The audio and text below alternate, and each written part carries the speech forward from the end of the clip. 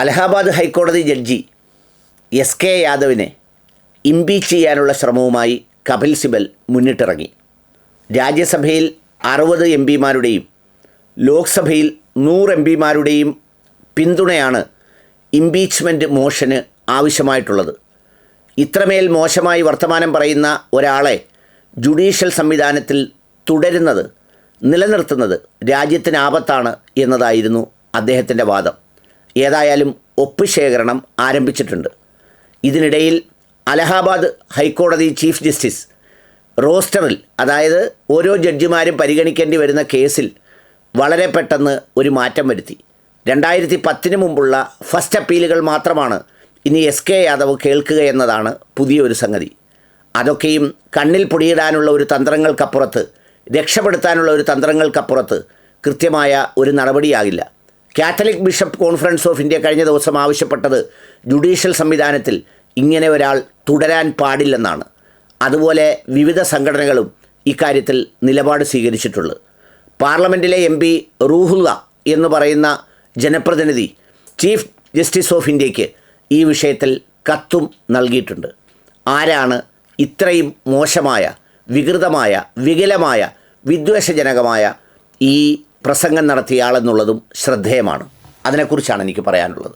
സാമൂഹ്യ വിരുദ്ധരെന്ന് മുദ്ര കുത്തപ്പെട്ടുന്നവരോ, തീവ്രവാദികളെന്ന് മുൻവിധിയോടെ കാണുന്നവരോ, അല്ലെങ്കിൽ മറ്റുള്ള ആളുകളോ ഒക്കെ ഏതെങ്കിലും ജാഥകളിൽ ഉപയോഗിക്കുന്ന മുദ്രാവാക്യം പോലും വെച്ച് വലിയ നിവർന്നിരുന്ന് വാർത്തയുണ്ടാക്കുന്ന വാർത്താ അവതാരകരും അടക്കം ഒരാളും കാണാതെ പോയതാണ് അലഹാബാദ് ഹൈക്കോടതിയിലെ ഒരു ജഡ്ജി നടത്തിയ പ്രസംഗം.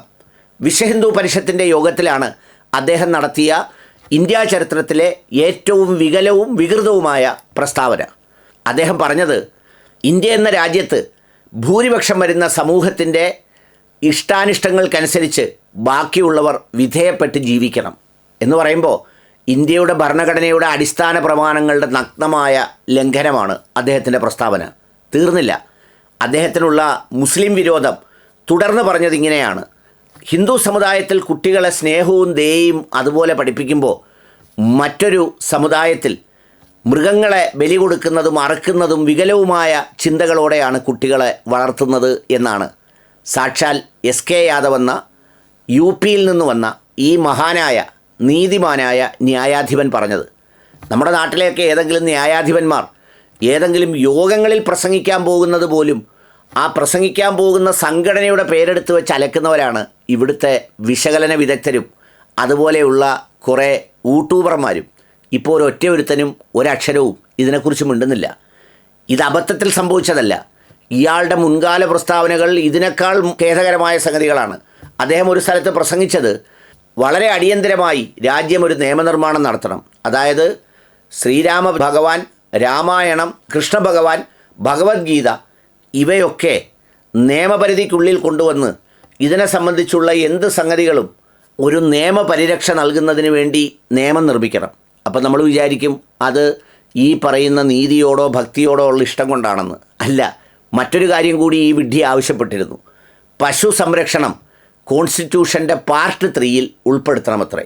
എന്ന് പറഞ്ഞാൽ പശുക്കൾക്ക് ചില ഫണ്ടമെൻ്റൽ റൈറ്റ്സ്, മനുഷ്യർക്ക് കൊടുത്തിരിക്കുന്ന ഫണ്ടമെൻ്റൽ റൈറ്റ്സ് ഉണ്ടല്ലോ, അതുപോലെ പശുക്കൾക്കും കൊടുക്കണം. എന്ന് പറഞ്ഞാൽ പശുവിനെ നോക്കി നിൽക്കുന്നത് അപകടം, ഭക്ഷണം കൊടുക്കാതിരിക്കുന്നത് അപകടം, പശുവിനെ കൈകൊണ്ട് തൊട്ടാൽ അപകടം, ഇനി പശുവിനെ കറക്കാൻ വേണ്ടി പിടിക്കുന്നത് കുറ്റകരമാവുമോ എന്നറിയില്ല. ഏതായാലും അതുപോലും ആവശ്യപ്പെട്ട ആളാണ് ഇയാൾ.